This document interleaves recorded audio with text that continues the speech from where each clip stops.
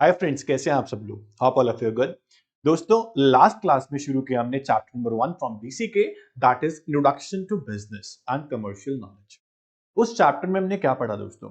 हमने इंट्रोडक्शन पढ़ा बीसीके का, what is business commercial knowledge, what is economic activity, non economic activity. उसके अलावा हमने पढ़ा प्यारे बच्चों, इकोनॉमिक एक्टिविटीज यानी कि ऑक्यूपेशन को आप कितने टाइप में डिवाइड कर सकते हो। तो हमने पढ़ा बिजनेस, एम्प्लॉयमेंट एंड प्रोफेशन।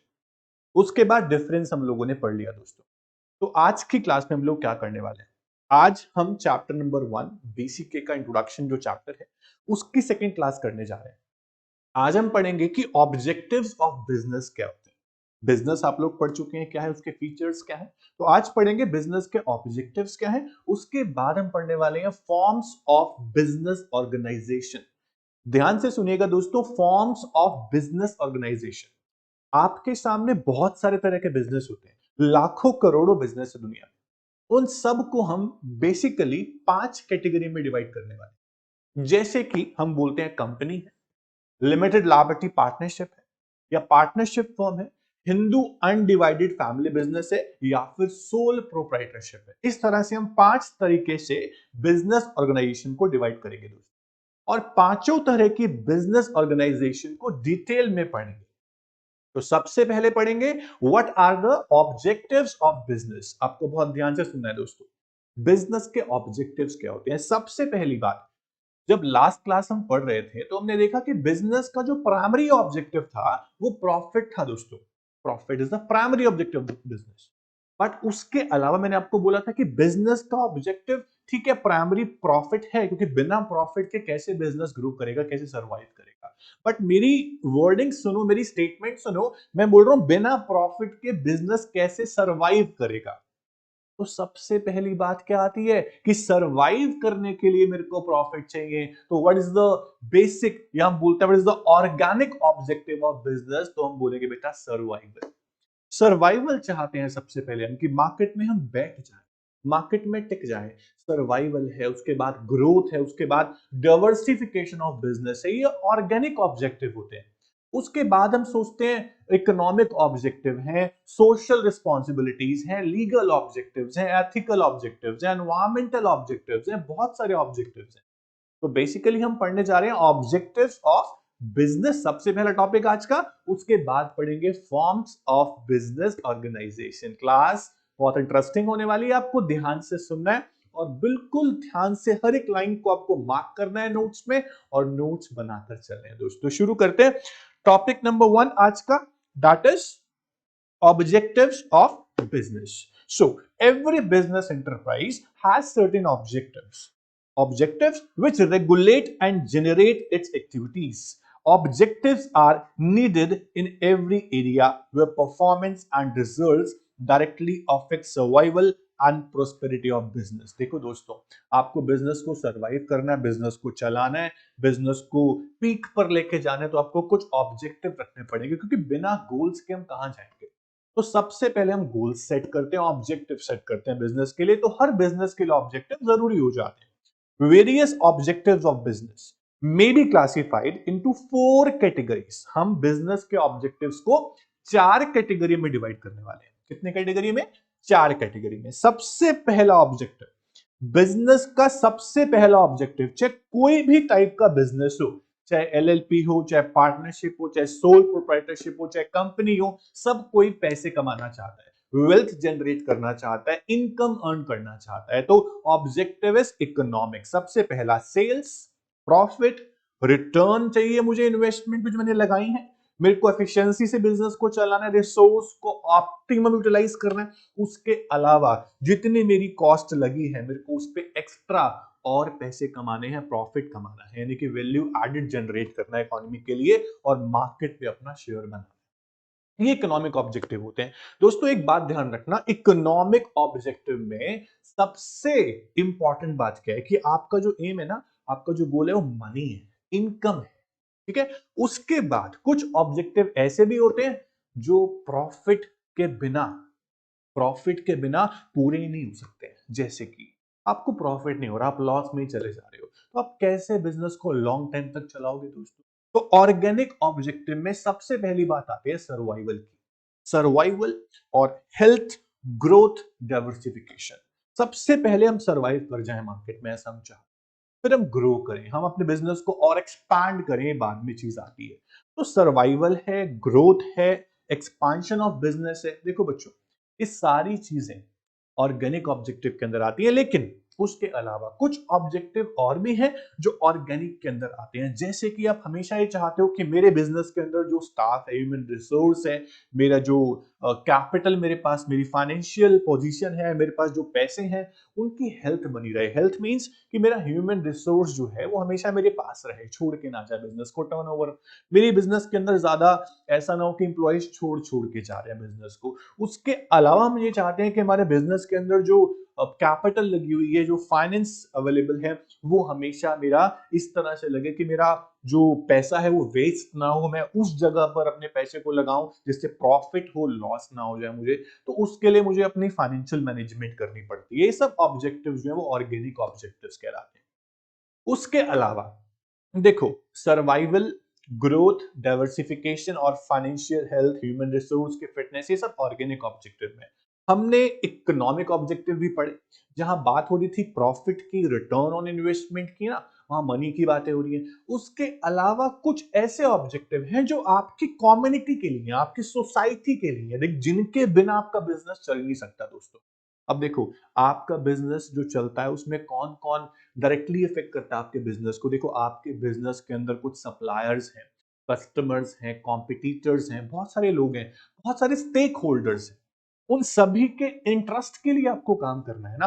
अब कॉम्पिटिटर की भी आप बात करूं अगर, तो आपको हमेशा कंपटीशन कैसा करना चाहिए, आपको जस्ट एंड फेयर कंपटीशन करना चाहिए, आपको गलत तरीके से कंपटीशन नहीं करना चाहिए।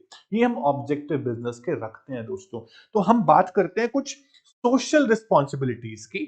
तो community service, education, health, sanitation, heritage conservation, community support during calamities and disasters. उसके अलावा कुछ स्पेसिफिक रिस्पॉन्सिबिलिटी और हमारी होती है, जैसे कि इंप्लॉइज के लिए, इन्वेस्टर्स के लिए। इन्वेस्टर्स जो हैं हमारे बिजनेस में पैसा डाल रहे हैं, उनके पैसे से बिजनेस अपना ग्रो कर रहे हैं हम, उनको हम कुछ रिटर्न नहीं देंगे तो कैसे काम चलेगा, उनका भी ध्यान रखना है हम लोगों को, उनका पैसा सेफ रहे हमारे पास। उसके अलावा सप्लायर्स हैं, कस्टमर्स हैं, कॉम्पिटिटर्स हैं, इन सब का ध्यान हमें रखना है दोस्तों। ये सब ऑब्जेक्टिव जो होते हैं सोशल रिस्पॉन्सिबिलिटीज हैं हमारी, इनको आपको फॉलो करनी है, एथिक्स को फॉलो करना पड़ेगा। उसके अलावा कुछ ऑब्जेक्टिव और हैं जो लीगल ऑब्जेक्टिव्स हैं, या हम बोल सकते हैं कि एथिक्स हैं, और एनवायरमेंटल ऑब्जेक्टिव्स हैं। हमें एनवायरमेंट का ध्यान भी रखना है दोस्तों। कई बिजनेस ऐसे होते हैं कि हाँ बहुत अच्छा ग्रो कर रहे हैं, बहुत बढ़िया काम कर रहे हैं, लेकिन पॉल्यूशन क्रिएट कर देते हैं, या तो एयर पॉल्यूशन, या नॉइस पॉल्यूशन, या वाटर पॉल्यूशन। ये चीजें ना हो, एनवायरमेंट के रिगार्डिंग की ड्यूटीज बनती है कि आप हर एनवायरमेंटल लॉ को फॉलो करें, एनवायरमेंट को नुकसान ना पहुंचाए। ये भी आपका ऑब्जेक्टिव बनता है। तो बिजनेस का ऑब्जेक्टिव है respect for law in letter in spirit, fair practices, transparency, truthfulness, honesty से आप काम करें, और ग्रीन टेक्नोलॉजीज यूज करें, पॉल्यूशन ना हो। प्रोडक्ट यूजेज डिस्पोजल कैसे करना है, आप ध्यान रखें कि आपको जो वेस्टेज मटेरियल निकल रहा है आपके बिजनेस मैन्युफैक्चरिंग से, वो कहां आप डालते हो, क्या करते हो उसका। लोअर एमिशंस करो गैसेस का या स्मोक का। इफेक्टिव वेस्ट हैंडलिंग आप करो, और preservation of air, water, soil quality बनाकर रखो। ये सारे ऑब्जेक्टिव आप फॉलो करेंगे, आपका बिजनेस कहीं प्रॉब्लम आपको नहीं देगा। कोई गवर्नमेंट, कोई बाहर के लोग इंटरफेरेंस नहीं करेंगे। आप सारे रूल्स रेगुलेशंस अगर फॉलो करते हो तो आपको social, legal, ethical, environmental objectives को ध्यान रखना है, और इनकी लॉज को हमेशा मानकर चलना है। पेनल्टीज आप पे नहीं लगनी चाहिए। आपका नाम, आपकी गुडविल इन्हीं चीजों की वजह से खराब होती है, इनसे बनती है। इनका आप ध्यान रखेंगे। लोग बहुत देखते हैं, बाहर का जो एनवायरमेंट है ना, एक्सटर्नल, वो बहुत देखता है कि आपका बिजनेस क्या कर रहा है। एक बार आपने गलत खराब काम कर दिया, आपकी गुडविल गई, इमेज बिल्ड करना फिर बहुत मुश्किल हो जाता है। इसलिए आप सब ऑब्जेक्टिव्स को ध्यान रखें, उसके बाद बिजनेस को चलाएं दोस्तों। तो ऑब्जेक्टिव्स ऑफ बिजनेस जो है वो ये थे। बहुत ज्यादा बड़ा टॉपिक नहीं है, बहुत सारे क्वेश्चन यहां से नहीं बनेंगे, बट टॉपिक को अच्छे से पढ़ना है। अब जो नेक्स्ट टॉपिक मैं कराने वाला हूं, दिस इज वेरी इंपॉर्टेंट। वो क्या है? Forms of business organisation.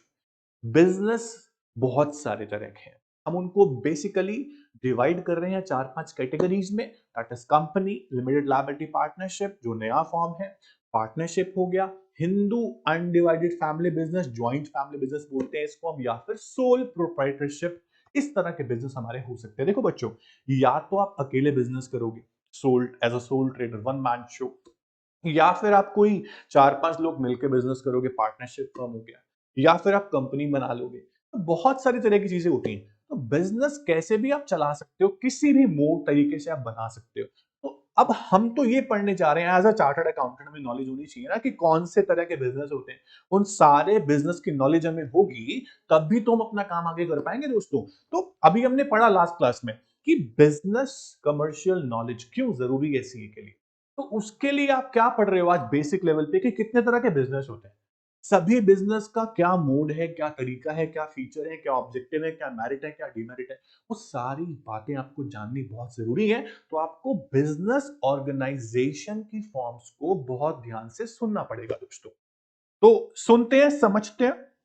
सबसे पहला फॉर्म जो आता है आपके सामने, वो आता है, सबसे पहला फॉर्म हम देख रहे हैं यहां पर, sole proprietorship, one man show. एक ही पर्सन संभाल रहा है पूरे बिजनेस, सारी लायबिलिटीज, सारे लॉसेस, सारा रिस्क के पास है, लेकिन सारे प्रॉफिट्स, सारे गेन्स, सारे फायदे, सारे बेनिफिट्स भी उसके पास है। तो डीमेरिट्स भी हैं और मेरिट्स भी हैं। मेरिट्स की हम बात करेंगे, डीमेरिट्स की भी बात करेंगे, उससे पहले हम बात करते हैं होता क्या है सोल प्रोप्राइटरशिप। ओके, एग्जांपल देता हूं। जैसे कि आपने कोई शोरूम खोल लिया, अपनी कोई शॉप खोल ली बड़ी सी, या फिर कोई एक आदमी जो खोल सकता है, एक पर्सन जो सेल्फ एम्प्लॉयड है, हम उसको सोल प्रोप्राइटरशिप बोल देते हैं, जहां किसी का इंटरफेरेंस नहीं है, मैं अकेला हूं, सारी कैपिटल में खुद अरेंज कर रहा हूं, सब कुछ मैं खुद कर रहा हूं, अपने इंप्लॉइज जो है मैं खुद रख रहा हूं, मैं हायर कर रहा हूं, जो भी है सब कुछ मैं कर रहा हूं। ठीक है, तो ऑनर अकेला मैं हूं, उसे बोलेंगे सोल प्रोप्राइटरशिप। शुरू करते हैं बेटा। सोल ट्रेडर बोल सकते हो। Soul trader is a person who carries on business exclusively for himself. He alone establishes the business, arrange its finance, manage its affairs, and bears all its risk. बहुत simple है। He act both as the owner and manager. Very important line. वो दोनों तरीके से act करता है, वो honour भी है और मैनेज भी खुद करता है अपने बिजनेस को, मैनेजर भी वो खुद है। He alone is responsible for the profits and losses of his business. He may borrow funds and employ people to help him out, but the ultimate authority and responsibility lie in his hands only. Sole trader business is thus one man show. Very very interesting and easy. अब शुरू करते हैं। कुछ definition आपको दी है बेटा, इन सारी definition में मतलब एक ही निकलता है कि सोल प्रोप्राइटरशिप है क्या। जैसा कि मैं आपको डेफिनेशन बताता हूं बेटा। The individual proprietorship is the form of business organisation at the head of which stands an individual, एक ही पर्सन संभाल रहा है, as one who is responsible, who direct operations and who alone run the risk of. Fail हो गया तो उसकी responsibility, बहुत सारा फायदा हो गया तो उसी को ही होना है। ये है सोल प्रोप्राइटरशिप। ऐसा कौन बोलता है? एल.एच. हानी बोलता है। ओके, ऐसे डेफिनेशन बहुत सारी दी हुई है, अपने एंड पे आप इसे कर सकते हो, सबका मतलब एक ही है बेटा। अब एक डेफिनेशन बहुत प्यारी डेफिनेशन है, मैं आपको बताता हूं बीओ व्हीलर की, वो सुनना ध्यान से। The sole proprietorship is that form of business which is owned and controlled by a single individual. देखो सबका मतलब सेम निकलेगा। He receives all the profits and risk all of his property in the success or failure of the enterprise. B.O. Wheeler बोलते हैं। चलो, अब sole proprietorship की features की हम बात करें तो वो क्या है? फीचर्स मतलब कैरेक्टरिस्टिक्स, कैसा होता है, क्या क्या क्वालिटीज हैं, क्या फीचर्स हैं as a sole proprietorship business के। तो सबसे पहली बात आती है दोस्तों, सिंगल ऑनरशिप, अकेला बंदा है वही ऑनर है बिजनेस का। अ sole proprietorship is wholly owned by one individual, या बार बार पढ़ चुके हैं। The individual supplies the total capital for his from his own wealth और फ्रॉम बोरोड फंड्स, या तो अपनी सेविंग्स लगाएगा, उसके पास पड़ी हुई है बिजनेस खोलने के लिए, अगर नहीं है तो बाहर से उधार लेगा, बैंक से उधार लेगा, रिलेटिव से लेगा, कहीं से भी लेगा बट उधार लेगा। ओके, शेयर इशू नहीं कर सकता, अकेला बंदा है। तो one man control, the proprietor alone take all the decision. He is not required to consult anybody. Ownership and management are vested the same person. जैसा हमने पढ़ा कि वो खुद ऑनर भी है, वो मैनेजर भी है, दोनों बातें सेम है. Some person may be employed to help the owner, but ultimate control lies with him. कितने भी एम्प्लॉय रख ले, कंट्रोल तो एक बंदे के हाथ में ही रहेगा, इसलिए बोल रहे हैं उसको सोल प्रोपराइटर. ओके, उसके बाद ये बहुत इंपॉर्टेंट पॉइंट है जो मैं बताने जा रहा हूं आपको, कि आपने अगर कभी सुना हो कि व्हाट इज कंपनी. कंपनी अलग है, उसके मेंबर्स अलग है. कंपनी की अपनी सेपरेट लीगल एंटिटी होती है, कंपनी की अपनी अलग पहचान होती है.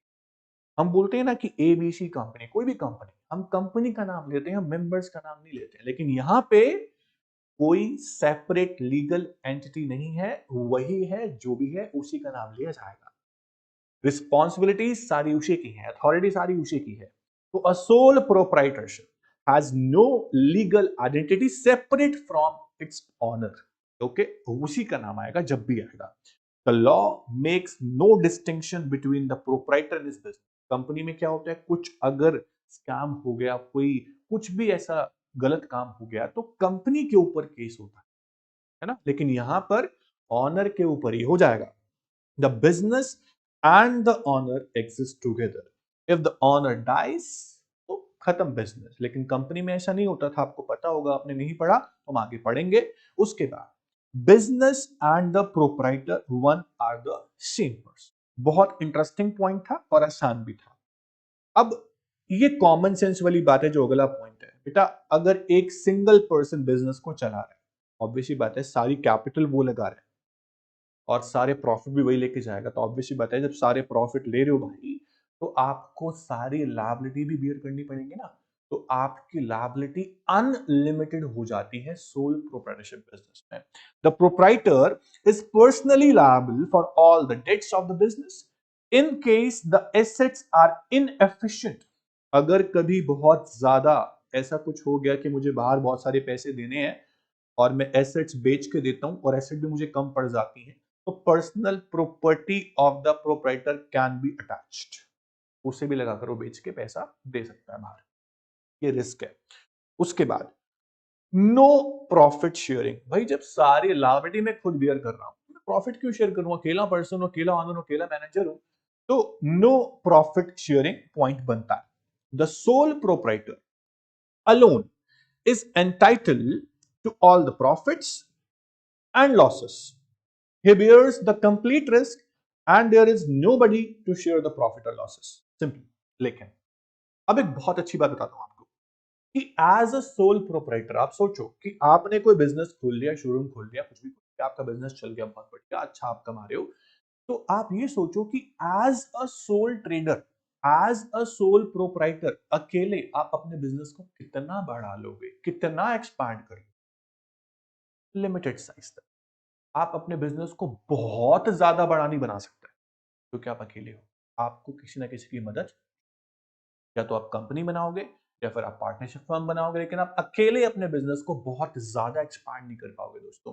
तो स्मॉल साइज रहता है इसका. The scale of operations carried on by a sole proprietorship is generally small.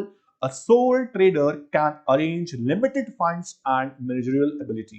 Therefore, the area of operations is limited. Okay? उसके बाद बिजनेस को खोलने के लिए, बिजनेस को मैनेज करने के लिए, बिजनेस को डिसॉल्व या बंद करने के लिए कोई लीगल फॉर्मेलिटीज नहीं. आपका मन करेगा आप खोल, आपका मन करेगा आप बंद कर दो. तो नो लीगल फॉर्मेलिटीज. उसके बाद बेटा अब कुछ मेरिट्स, डिमेरिट्स या फिर एडवांटेजेस और डिसएडवांटेज आपके सामने आती हैं. तो ये सारी बातें फ्रॉम द टॉपिक ही है जो हमने पढ़ी है अभी. तो एडवांटेज क्या है? Ease of formation, incentives to work, independence, आजादी है पूरी, कैसे भी कर सकता हूं, मेरा हाथ में कंट्रोल है. प्रॉम्प्ट डिसीजंस, मैं क्विक डिसीजन ले सकता हूं, डिसीजन मैं खुद लूंगा. बिजनेस सीक्रेसी, जबकि मैं अकेला हूं, मैं किसी से कुछ शेयर नहीं करता, सारे डिसीजन मैं खुद लेता हूं, कंट्रोल मेरे हाथ में है, तो बिजनेस की सीक्रेसी मेरे पास है. मेरा बिजनेस का सीक्रेट किसी और को पता नहीं चल सकता. तो सीक्रेट्स बहुत सारे होते हैं बिजनेस के, वो किसी को पता चलने भी नहीं चाहिए. ठीक है. पर्सनल टच रहता है, मैं, मेरा कंट्रोल रहेगा, मैं सब कुछ देख सकता हूं. पर्सनल टच में मेरा बिजनेस है, मैं खुद चलाता हूं उसको. बट डिसएडवांटेज क्या है बेटा?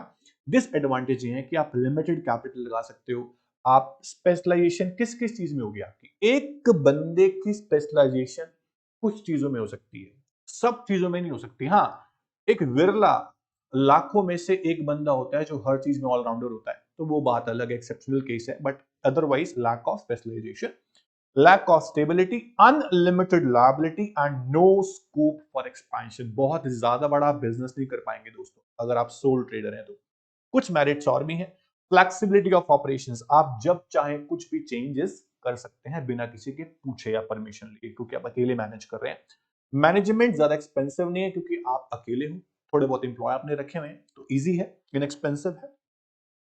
गवर्नमेंट इंटरवेंशन बिल्कुल भी यहां पर नहीं है। इजीली आप बिजनेस को शट डाउन कर सकते हो, डिसॉल्व कर सकते हो जब आप चाहो। सोशल एडवांटेज आपके पास है, कस्टमर बनाओगे आप, आपका लिंक बनेगा, क्लाइंट्स बनेंगे, बिजनेस को ग्रो कर पाओगे। तो ये सारी मैरिट्स और डीमेरिट्स किसकी हैं? सोल प्रोप्राइटरशिप की। ये बिजनेस सुटेबल कब है? सुनिएगा ध्यान से। This business sole proprietorship is suitable. कब सुटेबल है? ध्यान से सुनना, कुछ पॉइंट्स मैं आपको बताऊंगा। सबसे पहला, where the market is local, जहां लोकल मार्केट है, बहुत सारे लोग हैं, स्मॉल स्केल बिजनेसेस चल रहे हैं, वहां पे अपनी शॉप शोरूम खोल सकते हो, बिजनेस सही चलेगा। Where personal attention to the needs and preference of customer is essential. Example tailoring, beauty parlours. देखो, ये जो टेलरिंग और ब्यूटी पार्लर की बात हो, सलून्स की बात हो रही है, आपने देखा हो तो कितने बड़े बड़े सलून्स हैं। इस नाम सुनने में छोटे हैं बेटा, ये नाम सुनने में छोटे हैं, कोई बिजनेस छोटा बड़ा नहीं होता। आप देखो लुक्स सैलून कितना बड़ा ब्रांड है, ऐसे बहुत सारे ब्रांड्स हैं जो एज अ सोल प्रोप्राइटरशिप चल रहे हैं बेटा। तो इसमें पर्सनल अटेंशन चाहिए होती है, कस्टमर कस्टमर क्या मांगता है आपको पता होना चाहिए, उसके बाद आप चलाते हो उसी। ओके, तो ध्यान रखेंगे। उसके अलावा फिर फैशन चेंजेस वेरी फ्रीक्वेंटली, वहां पे सोल प्रोप्राइटरशिप ही चलेगा। Where small amount of capital required, वहां आपका चलेगा। पर्सनल स्किल्स रिक्वायर्ड है, वहां आपको एज अ सोल बिजनेस करना चाहिए।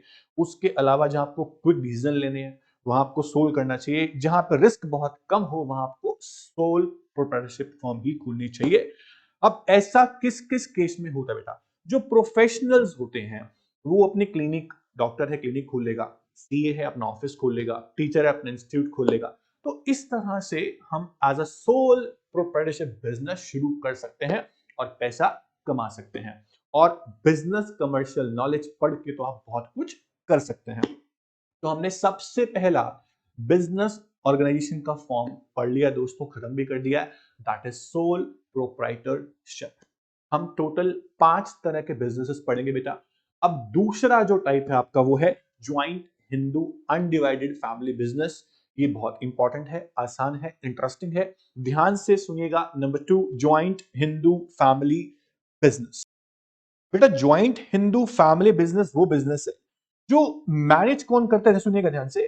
Joint Hindu family business is manage by family members. नाम से समझ में आता है ज्वाइंट हिंदू फैमिली बिजनेस। आपको याद है कि ट्रेडिशनली हम शुरू से देखते आ रहे हैं कि कुछ बिजनेस ऐसे होते हैं जहां सब फैमिली मेंबर्स मिलकर अपनी एक फर्म या बिजनेस चलाते हैं। आपने सीरियल्स में देखा होगा, मूवीज में देखा होगा कि as a joint Hindu family business सारे घर के मेंबर एक ही बिजनेस में होते हैं, उस पर लड़ाई चलती रहती है ना। तो वहां पे जो एक मेन बड़ा मेंबर होता है वो कर्ता होता है। कर्ता मीन्स की जो हेड ऑफ द बिजनेस।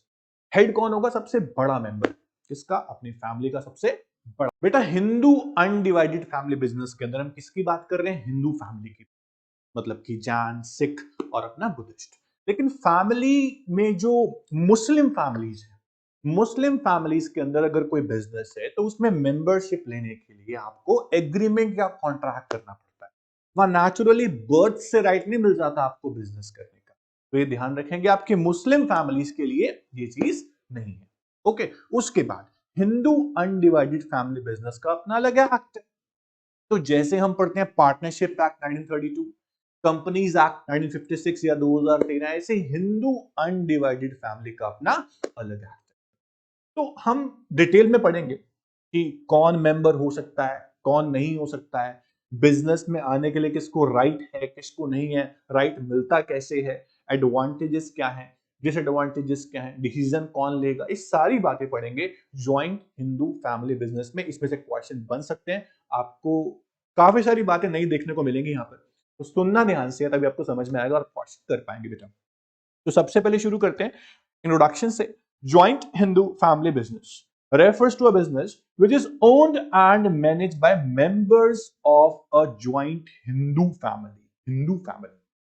बेटा सोल प्रोप्राइटरशिप में आप देख रहे थे एक ही पर्सन मैनेज कर, यहाँ पे फैमिली के मेंबर्स मैनेज कर रहे हैं, एक मेंबर नहीं है, सारे मेंबर्स हैं जितने भी फैमिली में हैं।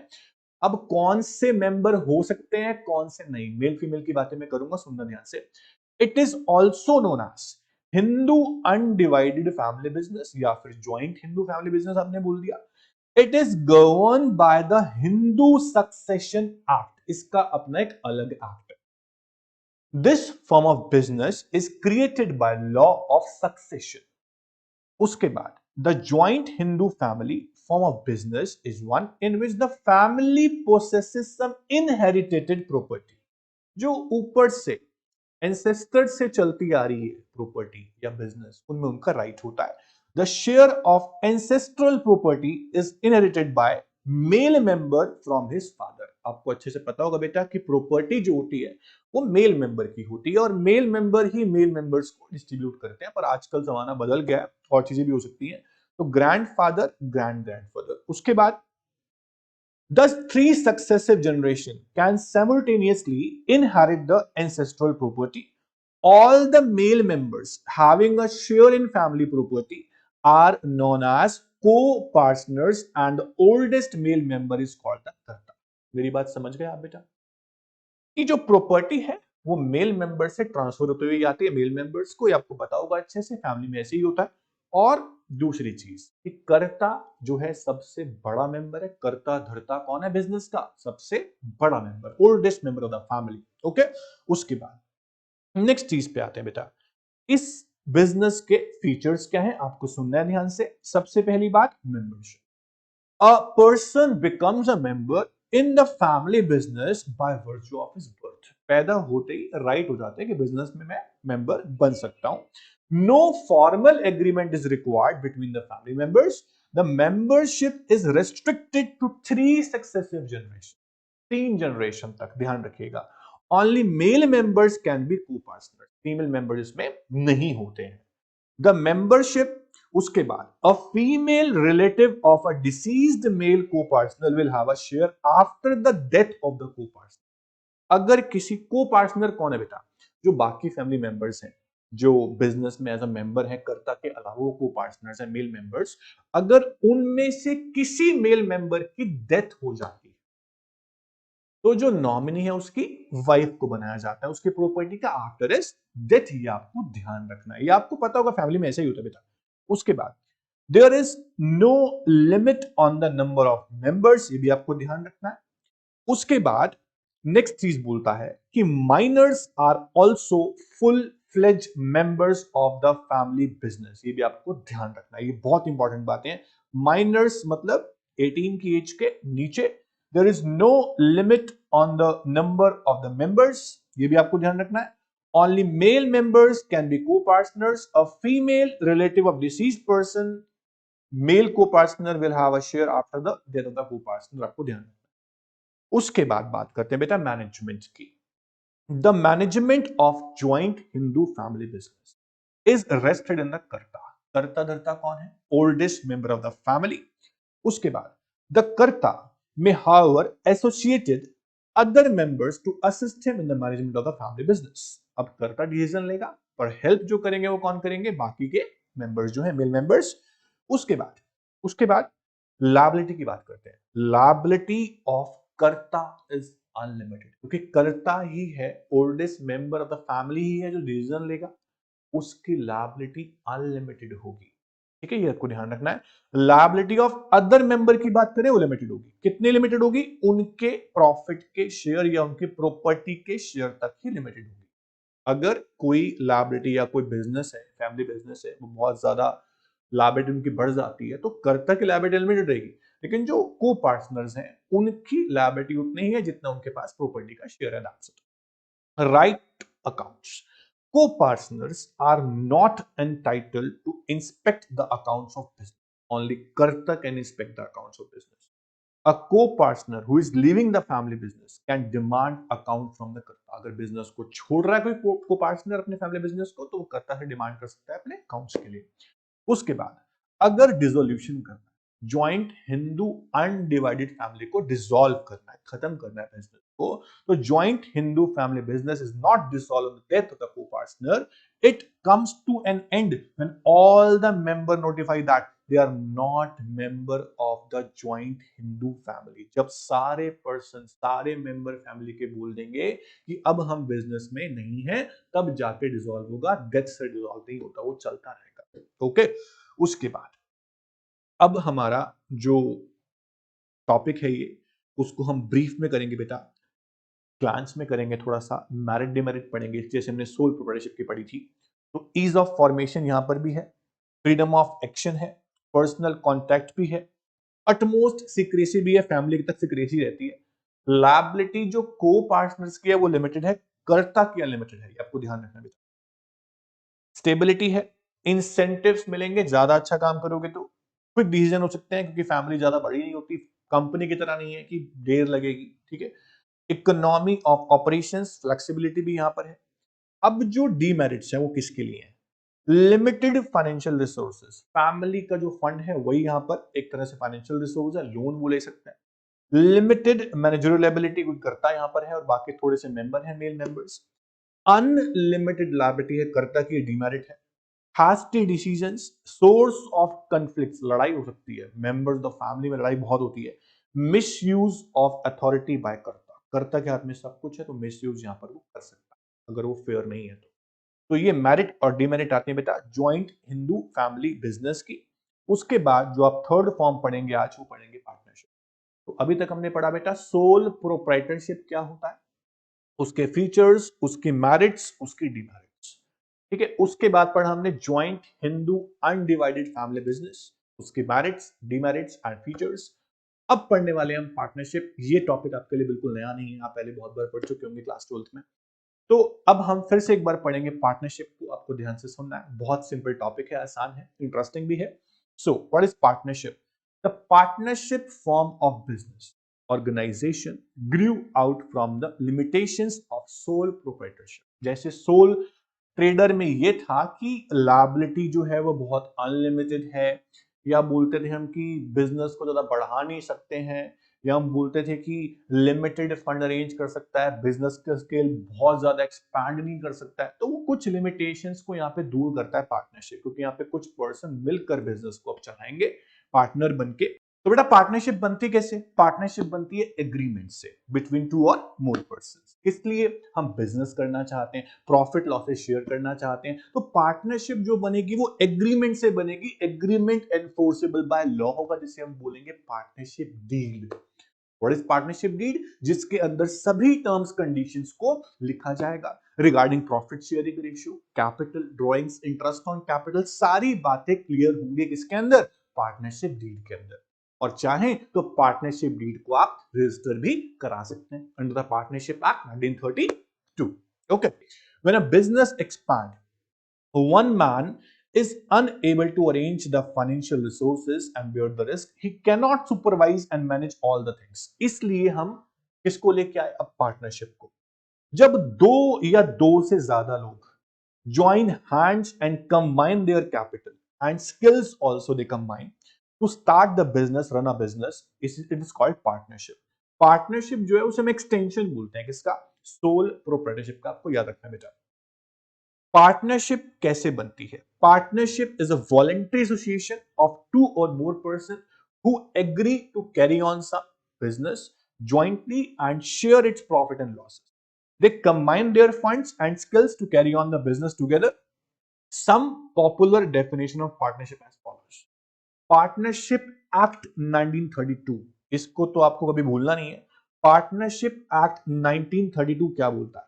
Partnership is the relation between person who have agreed to share profit of business carried on by all or any of them acting for all। Partnership बनती है बेटा एग्रीमेंट से, ये आपको ध्यान रखना है। A partnership is a form of business in which two or more person up to a maximum 20 join together to undertake some form of business activity. आपको ध्यान रखना, नंबर्स आपको ध्यान रखना है, minimum 2 maximum 20। 2 or more individuals may form a partnership firm by written or oral agreement, ये आपको याद रखना है, ठीक है। और जॉइंटली एज्यूम करेंगे, फुल रिस्पॉन्सिबिलिटी होगी सारे अपने पार्टनर्स की, ये आपको ध्यान रखना है। उसके बाद अपनी जो पार्टनरशिप शुरू हो रही है, पार्टनर्स की जो पार्टनरशिप एग्रीमेंट में एंटर हो गए हैं, उन्हें हम क्या बोलते हैं बेटा? उन्हें हम पार्टनर्स बोलते हैं, मेंबर्स मत भूलना। आर कलेक्टिवली अ फर्म, और पार्टनर्स को मिलाकर जो बनाया गया वो है फर्म, और फर्म को हम कोई नाम दे देंगे, ठीक है, वो फर्म नेम कहलाएगा। ये भी आपको बेटा ध्यान रखना है। तो अब पार्टनरशिप के फीचर्स क्या है उसे आपको ध्यान से सुनना है। सबसे पहला 2 मिनिमम और मैक्सिमम बोला हमने 20, ये आपको ध्यान रखना है।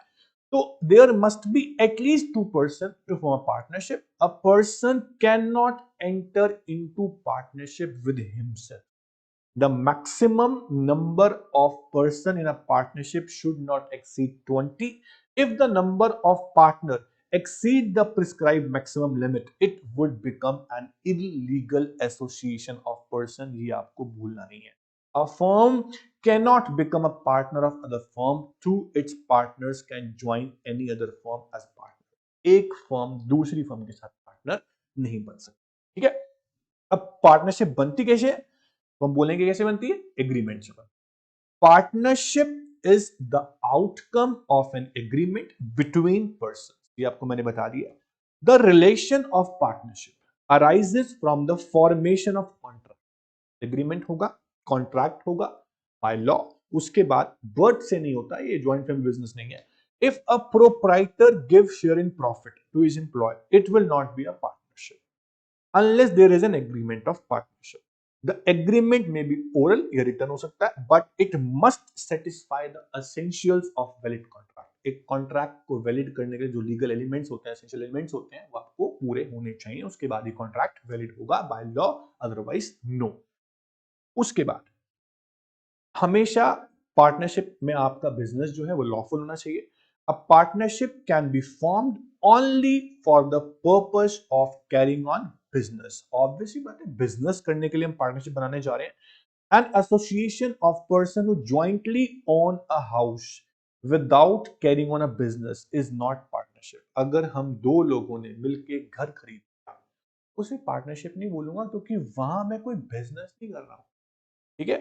तो however the business carried on by the partner must be lawful. Business जरूर होना चाहिए, अदरवाइज पार्टनरशिप नहीं कहलाएगी वो।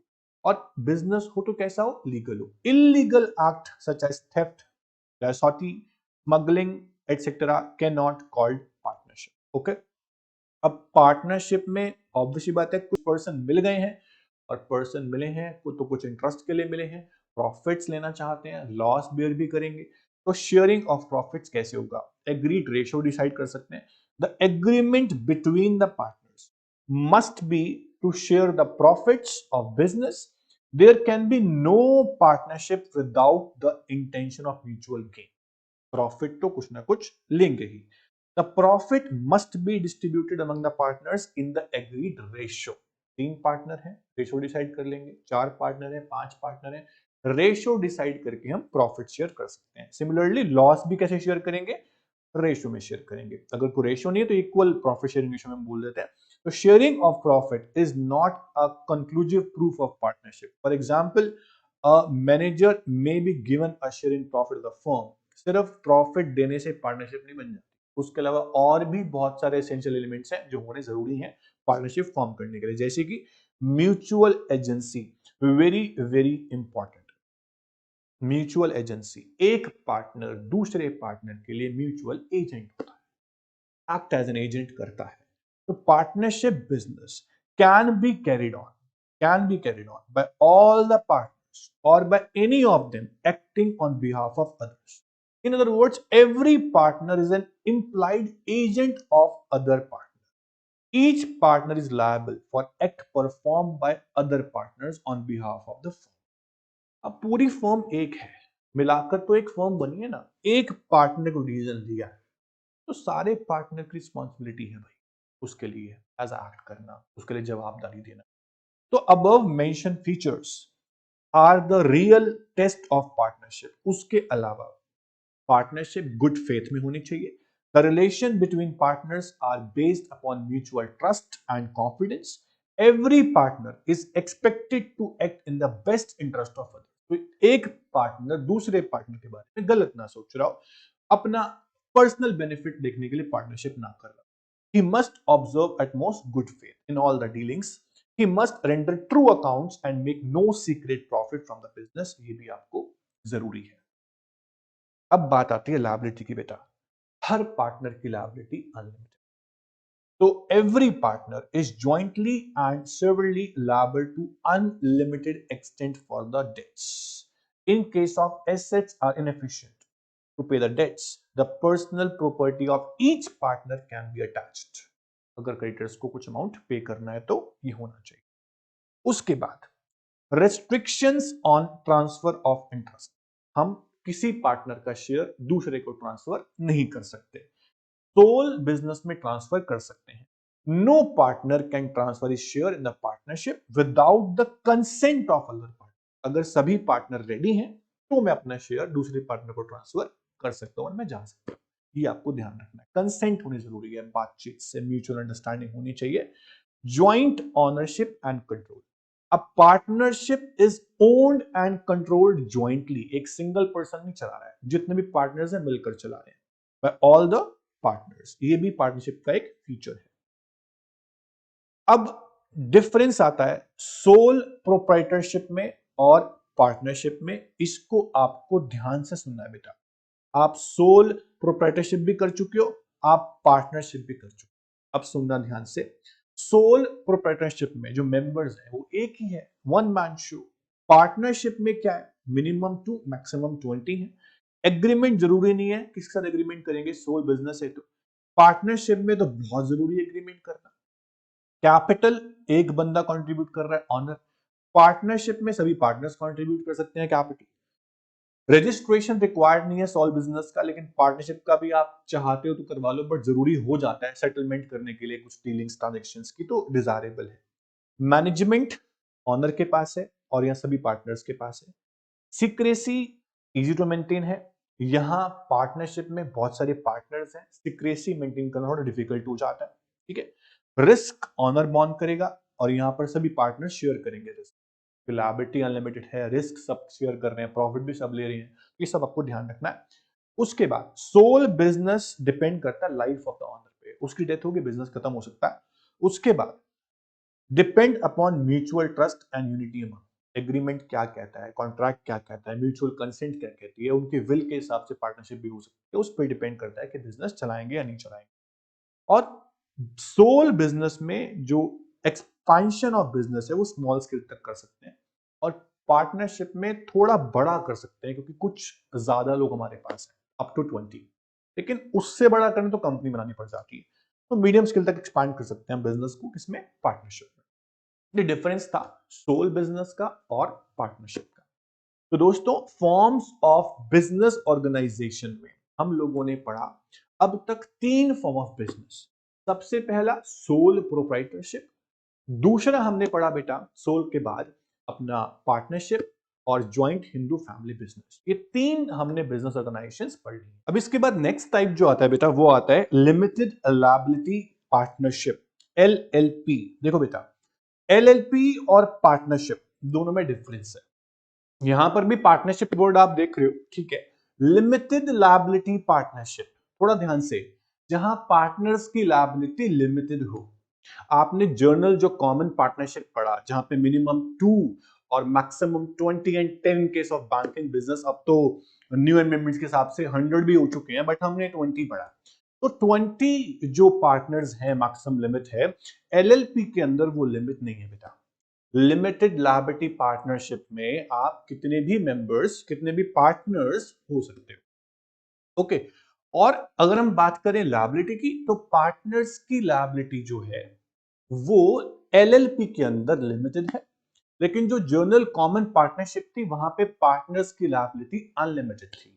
मतलब कि अगर आपकी लायबिलिटीज, अगर आपके डेट्स आपकी एसेट से ज्यादा हो जाते हैं तो पार्टनरशिप के अंदर आपको अपनी पर्सनल प्रॉपर्टी भी अटैच करनी पड़ सकती है। बट एलएलपी में ऐसा नहीं है, ये एक मेरिट है। हाँ, एलएलपी के अंदर भी पार्टनर्स की लायबिलिटी अनलिमिटेड हो सकती है अगर उन्होंने कोई इंटेंशनली फ्रॉड प्रैक्टिस की वजह से कोई काम किया हो, तो उनको तब यहां पर अनलिमिटेड लायबिलिटी हो जाएगी। अब एलएलपी जो है बेटा वो एक्सटेंशन है पार्टनरशिप का। थोड़ा सा पार्टनरशिप में क्या था कि हम मीडियम स्केल तक बिजनेस को एक्सपांड कर सकते हैं, बट एलएलपी में बड़ा बिजनेस एक्सपांड कर सकते हैं। ठीक है, दूसरी चीज एलएलपी के अंदर जो पार्टनर्स हैं और जो एलएलपी है उनकी सेपरेट लीगल एंटिटी है बेटा। पार्टनरशिप में क्या था, पार्टनर्स और फर्म्स एक थे, एग्जिस्ट टुगेदर। लेकिन एलएलपी में ऐसा नहीं है, यहां पर कंपनी और पार्टनरशिप दोनों के फीचर्स कंबाइंड हो रहे हैं। ऐसी बहुत सारी बातें यहां पर आएंगी, आपको ध्यान से सुनना है बेटा। एलएलपी एक डिफरेंट चीज है। एलएलपी एक्ट 2008 हम पढ़ने जा रहे हैं, ध्यान से सुनना है बेटा आप लोगों को। लिमिटेड liability partnership जो है now allowed in India under the Limited Liability Partnership Act 2008। Limited Liability Partnership India में अलाउ तो हो गया अंडर द एलएलपी एक्ट 2008। अब दूसरी बात यह है बेटा कि एलएलपी को रजिस्टर कराना मैंडेटरी हो अंडर द एलएलपी एक्ट 2008। उसके अलावा हम बोलेंगे कि रेगुलेशन कौन करेगा एलएलपी के, हम बोलेंगे MCA, ministry of corporate affairs. ये आपको ध्यान रखना है बेटा।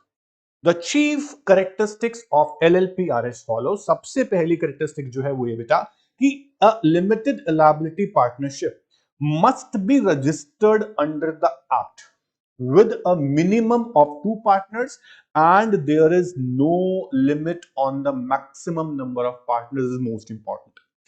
LLP is a body corporate having a separate legal entity and perpetual succession as like company। मैंने आपको बोला बेटा कि पार्टनरशिप में पार्टनर्स और फर्म्स एक थे, लेकिन यहां पे एलएलपी और पार्टनर्स अलग है। लिमिटेड लायबिलिटी पार्टनरशिप जो है एलएलपी जो है उसकी सेपरेट लीगल एंटिटी है, जो भी ट्रांजैक्शंस होंगी एलएलपी के साथ होंगी। ठीक है, पार्टनर्स अलग है, एलएलपी अलग है। तो इस वजह से यहां पर हम बोलते हैं कि एलएलपी के अंदर जो पार्टनर्स की लायबिलिटी है वो इसी वजह से लिमिटेड हो जाती है, क्योंकि यहां पर दोनों अलग है। In LLP, the liability of partners limited to their agreed contribution to the LLP. No partner would be liable on account of any unauthorized or independent action of other partners। ये आपको बहुत इंपॉर्टेंट तरीके से ध्यान रखना है। LLP must maintain annual accounts, ठीक है, वो भी true and fair. Liability of partner and firm unlimited हो सकती है एक केस में, जो मैंने आपको बता दिया कि अगर किसी पार्टनर ने कोई ऐसा एक्ट किया जो इंटेंशनली किया है डिफ्रॉड करने के लिए क्रेडिटर्स को, तो वहां पर पार्टनर्स की लायबिलिटी अनलिमिटेड हो जाएगी, जो इसमें इंडल्ज है। उसके अलावा एलएलपी जो है वो हाइब्रिड कॉम्बिनेशन है पार्टनरशिप का और कंपनी का, हम बोल देते हैं। ठीक है, ये आपको ध्यान रखना है बेटा। ये कुछ फीचर्स थे एलएलपी के। उसके अलावा एलएलपी की कुछ मेरिट्स और डीमेरिट्स मैं आपके सामने रखूंगा, आप ध्यान से सुनिएगा, कुछ मुश्किल इसमें है नहीं। एलएलपी की सेपरेट लीगल एंटिटी है, इस वजह से पार्टनर्स इंडिपेंडेंट है। It is capable of owing and holding property units only.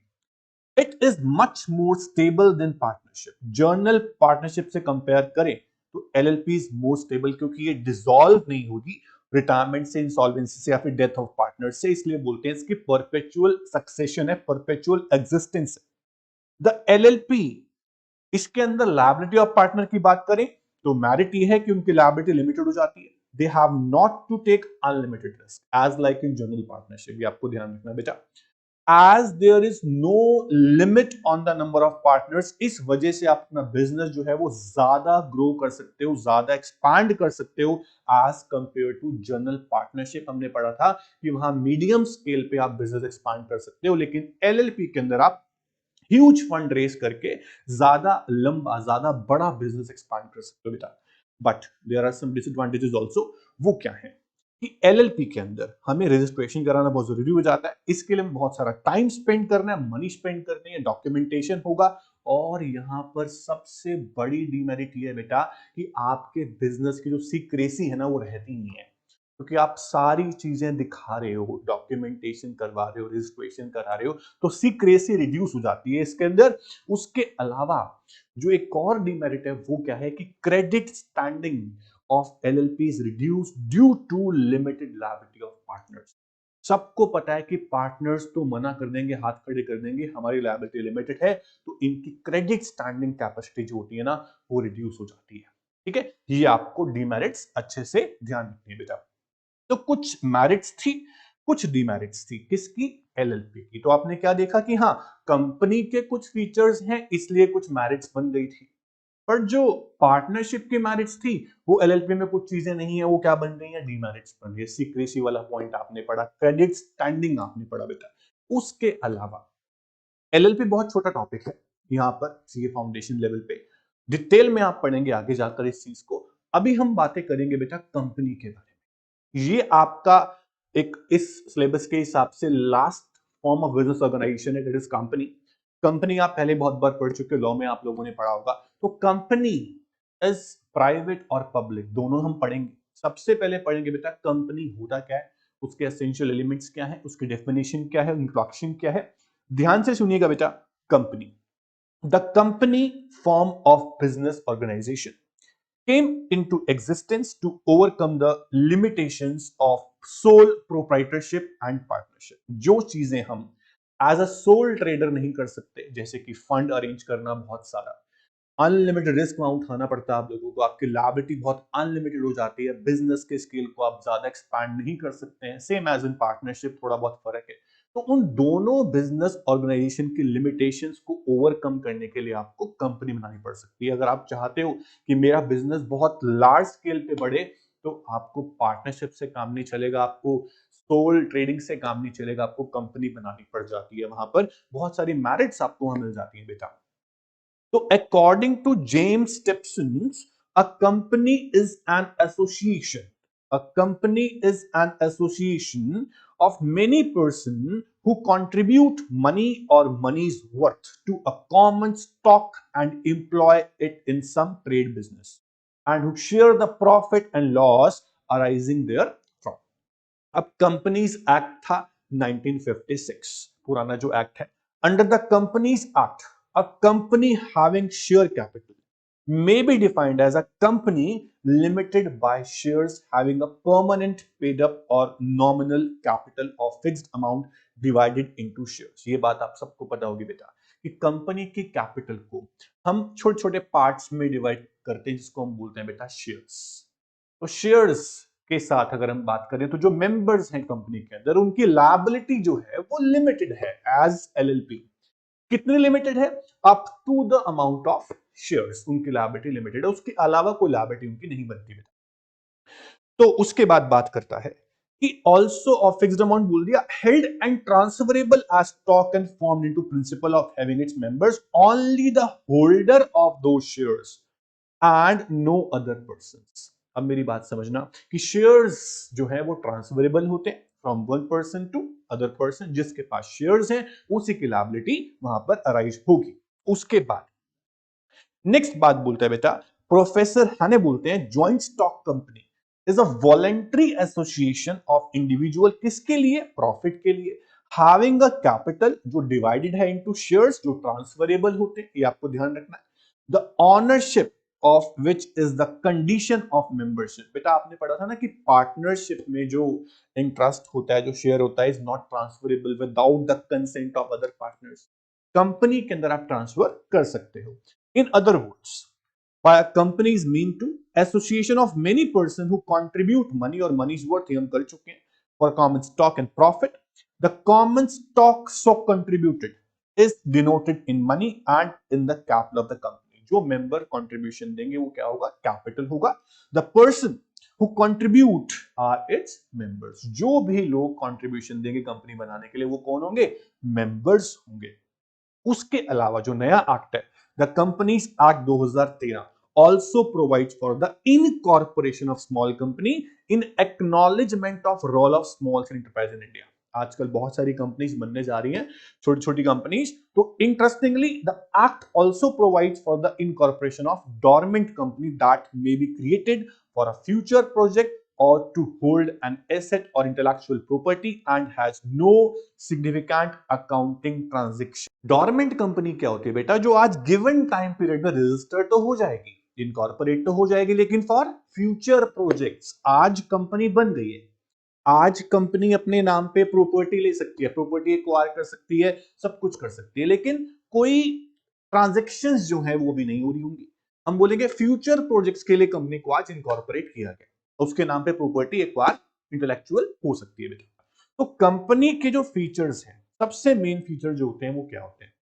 सबसे पहली बात, कंपनी की अपनी सेपरेट लीगल एंटिटी है, सेपरेट लीगल एग्जिस्टेंस है। हम बोलते हैं कंपनी है जो है, ठीक है, मेंबर्स नहीं है। A company has a distinct legal entity independent of its members. It can own property, company के नाम पे प्रॉपर्टी हो सकती है, कंपनी के नाम पे कॉन्ट्रैक्ट हो सकते हैं, कंपनी को आप स्यू कर सकते हो। Shareholders are not the joint owners of the company. A shareholder can not be liable for the act of the company. ये बात बहुत इंपॉर्टेंट है, पार्टनरशिप में ऐसा नहीं होता, सोल प्रोप्राइटरशिप में ऐसा नहीं होता, ठीक है।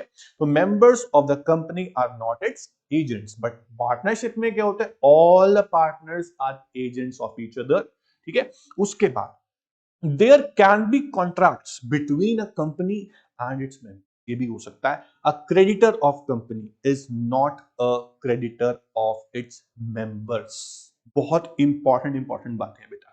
ये था आपका सेपरेट लीगल एग्जिस्टेंस, जो ये बताता है कि कंपनी बिल्कुल अलग है और मेंबर्स अलग है। कंपनी जो है वो एक आर्टिफिशियल है, उसके अलावा नेक्स्ट इज परपेचुअल सक्सेशन। ये कभी खत्म नहीं होती है, डेथ इंसॉल्वेंसी वगैरह से।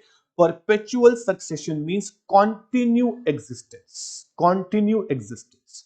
अ company is a creation of law, बनी लॉ से है तो लॉ से ही खत्म होगी।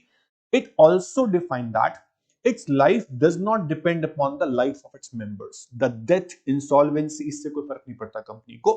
It continue to exist even if all its members die. Members may come and go, but company goes on forever until it is wound up by law. ये आपको ध्यान रखना है। कंपनी के अंदर जो मेंबर्स हैं उनकी लायबिलिटी बेटा लिमिटेड है, आपको बहुत बार बताया। As a company separate legal entity, तो ऑब्वियस ही बात है कि मेंबर्स की लायबिलिटी अनलिमिटेड कैसे हो सकती है? तो मेंबर्स की लायबिलिटी कितनी होगी बताया मैंने आपको, up to unpaid amount of shares. Example देता हूं आपको, the liability of every member is limited to the nominal value of the shares bought by him or the amount of guarantee given by him. For example, अगर किसी member ने 50 share लिए हैं, 10 रुपए का एक शेयर है, तो 500 रुपए तक उसकी लायबिलिटी लिमिटेड होगी, दैट्स इट। 500 में से वो कुछ दे चुका है, तो जो अनपेड अमाउंट ऑफ शेयर्स है उसकी लायबिलिटी है वो लिमिटेड होगी। Even if the assets of company are insufficient, जो पार्टनर्स और जो मेंबर्स हैं उनको अपने पर्सनल प्रॉपर्टी अटैच नहीं करनी पड़ती। If the members of the company so Dzire, they may form a company with unlimited liability also. ये इंपॉर्टेंट बात है। अब क्वेश्चन आपसे पूछते हैं, क्या कंपनी के शेयर्स ट्रांसफरेबल होते हैं बेटा? तो आप बोलोगे the capital of a company is divided into parts, जिसे हम शेयर्स बोलते हैं। These shares are generally transferable. A shareholder is free to withdraw his membership from the company by transferring shares. जिसके पास शेयर जाएंगे वो कौन बन जाएगा? शेयर होल्डर, यानी कि ऑनर ऑफ द कंपनी। तो in actual practice some restrictions are placed on transfer of shares. उसके साथ हम काम करते हैं कुछ टर्म्स कंडीशन के साथ, उसके बाद शेयर आर ट्रांसफरेबल। कंपनी की अपनी एक कॉमन सील है, कंपनी का मतलब एक स्टैंप है कि हाँ कंपनी ने कॉन्ट्रैक्ट किया तो कंपनी की सील लग जाएगी। तो being an artificial person, being an artificial entity, किसने बनाया कंपनी को? कंपनी को लॉ ने बनाया। कंपनी की बर्थ जो है वो लॉ से हुई है, तो उसको एक कॉमन सील मिली है। A company can not act and sign itself, इसलिए उसके पास एक कॉमन स्टैंप या सील हम बोलते हैं कि हो सकती है। Therefore it acts through human beings. All the act of company are authorized by its common. जब भी कोई कॉन्ट्रैक्ट होगा, कोई एग्रीमेंट होगा, कुछ भी लीडिंग डीलिंग्स होंगी लीगली, तो कंपनी की कॉमन सील लगेगी, उसके बिना नहीं हो सकता। The name of the company is engrave on its common seal. Common seal पे कंपनी का नेम मेंशन होगा। The common seal is affixed to all the important document, letter heads वगैरह जो भी होंगे। कॉमन सील का मतलब है कंपनी के ऑफिशियल सिग्नेचर, जिसके बिना डॉक्यूमेंट का कोई वजूद नहीं है, ठीक है। कंपनी की सेपरेशन ऑफ ऑनरशिप और कंट्रोल के बारे में बात करें तो मेंबर्स के पास कोई राइट नहीं है to participate directly in day to day business and management of company. They elect their representative, जिसे हम डायरेक्टर्स। कंपनी को कौन चलाएगा बेटा? डायरेक्टर्स। डायरेक्टर्स को अपॉइंट कौन करेगा बेटा? Share holders who manage the company on behalf of members. Thus, ownership of company is distributed to the shareholders। जैसे शेयर परचेज करेंगे हम तो क्या बन जाएंगे? Shareholder. ठीक है। तो management of companies delegated and centralize. खुद कंपनी की जो जितने भी वर्क और मैनेजमेंट है उसे हम क्या कर देते हैं? Distribute among the different different authorities. उसके बाद कंपनी का वॉलेंट्री एसोसिएशन है। इसका मतलब क्या है बेटा? कि joint stock company is a voluntary association of certain person. Members of a company can join it and leave it at their own free will. जब चाहे मेंबर्स आ सकते हैं, जब चाहे जा सकते हैं। शेयर्स बेच देंगे, ट्रांसफर कर देंगे तो मेंबरशिप से हट जाएंगे। कंपनी खुद अपने आप एक आर्टिफिशियल लीगल पर्सन कहा जाता है। जो किसने बनाया है? जो लॉ ने बनाया है। A company is an artificial person created by law. It exists only in contemplation of law. It is competent to enter into contracts, to own property in its own name, but it does not take birth like a natural person and it has no physical body as a natural human being. तो company के नाम पे contracts, company के नाम पे property सब हो सकता है क्योंकि एक आर्टिफिशियल लीगल पर्सन कहा जाता है। और सारी लायबिलिटी किसके पास होगी? इसके पास लिमिटेड लायबिलिटी होगी, शेयर होल्डर्स के पास अनलिमिटेड नहीं होगी। अगर कोई फाइनेंस अरेंज करना है तो शेयर कैपिटल जो कंपनी की है उसको हम डिवाइड कर देंगे स्मॉल शेयर्स में। एग्जांपल देता हूं मैं आपको। अगर किसी कंपनी को फंड रेज करना है तो कंपनी इशू करती है क्या? शेयर्स। ठीक है। और जो शेयर्स परचेज करते हैं उनसे फंड आ जाते हैं, इसे इक्विटी बोलते हैं। इक्विटी शेयर इशू करने के बाद तो these shares are purchase by large number of people from different walks of life.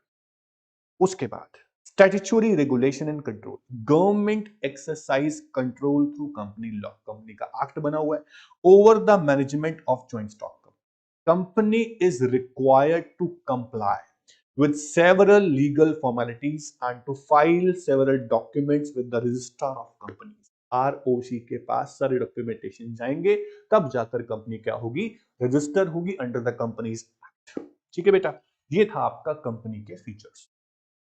Company के फीचर्स के बाद हम बात करते हैं बेटा कि कंपनी के टाइप क्या क्या हो सकते हैं। तो प्राइवेट पब्लिक की बात मैं करूंगा, थोड़ा सा प्राइवेट और पब्लिक के बारे में पढ़ेंगे। ऑन द बेसिस ऑफ कि प्राइवेट में कितने मेंबर्स हो सकते हैं, मिनिमम मैक्सिमम। प्राइवेट कंपनी या पब्लिक कंपनी में कितने डायरेक्टर्स हो सकते हैं, मिनिमम मैक्सिमम। प्राइवेट या पब्लिक कंपनी के शेयर्स ट्रांसफरेबल हैं या नहीं, किसके ट्रांसफरेबल हैं किसके नहीं, ये सब बातें हम पढ़ते हैं डिफरेंस के अंदर। शुरू करते हैं बेटा difference between private and public company और उसका कंपैरिजन करते हैं। तो प्राइवेट कंपनी वो है जहां पर मिनिमम नंबर ऑफ मेंबर्स कितने हैं बेटा? 2 और maximum number of members is 200। लेकिन पब्लिक कंपनी के अंदर मिनिमम 7 मेंबर होना जरूरी है और मैक्सिमम की लिमिट है ही नहीं, एज लाइक LLP। अब इसका कंपैरिजन करते हैं कि lower number of minimum members to ease of formation. जहां पे कम मेंबर्स होंगे वहां इजी होगा कंपनी को फॉर्म करना। तो प्राइवेट कंपनी को फॉर्म करना आसान हो जाता है as compare to public. Upper limit है नहीं तो उसका क्या मतलब है? No upper limit on members of public company put on it disposal enormous funds. बहुत सारा फंड अरेंज होने के चांसेस ज्यादा है एज कंपेयर टू प्राइवेट, क्योंकि मेंबर्स की लिमिट यहाँ पे है नहीं। हर मेंबर कंट्रीब्यूशन देगा इन टर्म्स ऑफ मनी, तो फंड रेज ज्यादा हो सकता है कौन सी कंपनी के अंदर बेटा? पब्लिक कंपनी के अंदर। लेकिन अगर मैं बात करूं शेयर्स की तो the shares may be freely transferable और tradable on stock exchange while listing. ये पब्लिक कंपनी की बात हो रही है, बट प्राइवेट कंपनी के केस में there are restrictions on transfer of shares. ठीक है, ये आपको ध्यान रखना है बेटा। तो लिस्टिंग ऑफ शेयर का फायदा क्या है? पब्लिक कंपनी के शेयर स्टॉक एक्सचेंज में ट्रेड हो सकते हैं। तो इसका फायदा क्या है कि कंपनी के पास लिक्विडिटी, कैश की कमी नहीं होगी, इन्वेस्टर्स बहुत सारे होंगे, तो जब चाहे कंपनी शेयर इश्यू कर सकती है जब वो चाहे। अब बात करते हैं डायरेक्टर्स की। तो प्राइवेट कंपनी में मिनिमम 2 डायरेक्टर्स होने चाहिए और पब्लिक कंपनी में मिनिमम 3 डायरेक्टर्स होने चाहिए। कोई ज्यादा फर्क नहीं है दो और तीन में। तो smaller board size aids to internal efficiency, जितना कम बोर्ड साइज होगा उतनी एफिशिएंसीज होंगी। उसके अलावा प्राइवेट कंपनी जो है are exempted from constituting such committees of the audit. यहां हम बात करें कि CSR committee, stakeholder committee, बहुत सारी कमेटीज जो है उसको बनाने की जरूरत प्राइवेट कंपनी में नहीं है। लेकिन जो पब्लिक कंपनी है यहां पे मैंडेटरी होता है सारी कमेटी बनाना। बीओडी की कमेटी अलग बनेगी, स्टेक होल्डर कमेटी अलग बनेगी, रेमुनरेशन कमेटी अलग बनेगी, नॉमिनेशन कमेटी अलग बनेगी। तो पब्लिक कंपनी में कुछ मैंडेटरी कंडीशन है तो यह बनाना जरूरी हो जाता है। इसका कंपैरिजन करें तो क्या फायदा है और क्या लिमिटेशन है कि मोर liberal governance regimen of private company exists because common man money is not on stake in their share capital। तो यहाँ पे फ्रीडम है प्राइवेट कंपनी के केस में, क्योंकि यहाँ पे मैंडेटरी नहीं है कमिटीज बनाना। तो ये सब आपका डिफरेंस में आता है बेटा प्राइवेट और पब्लिक कंपनी के। डिफरेंस के बाद ये चैप्टर खत्म होता है। इस चैप्टर के अंदर अब आपके एमसीक्यूज आते हैं, इसे आप प्रैक्टिस करेंगे जितने भी एमसीक्यूज यहाँ अवेलेबल है। तो इस चैप्टर में हम लोगों ने बहुत सीधे और सिंपल टॉपिक्स पढ़े हैं। कुछ टॉपिक्स आप पहले पढ़ चुके थे, कुछ आपने लॉ में पढ़े हैं और कुछ आपने अब कवर कर लिए। ये चैप्टर बहुत ज्यादा मुश्किल नहीं है, बहुत आसान सा ये चैप्टर है। छोटा सा चैप्टर है, ज्यादा बड़ा चैप्टर ये है नहीं। लगभग 6 से 7 मार्क का यहां से आने वाला है। ऑलमोस्ट हर चैप्टर में से, बीसीके के हर चैप्टर में से आपको 6-7 मार्क के क्वेश्चंस आएंगे। लगभग सभी चैप्टर जो है बराबर मार्क्स के हैं, तो आपको हर चैप्टर पे ध्यान देना है। इस चैप्टर के जितने भी क्वेश्चंस है बेटा लोग वो आप कर लो आज। उसके बाद जो भी आपके डाउट्स होंगे हम वो लेंगे। तो आज इतना ही करते हैं बेटा। Thank you so much.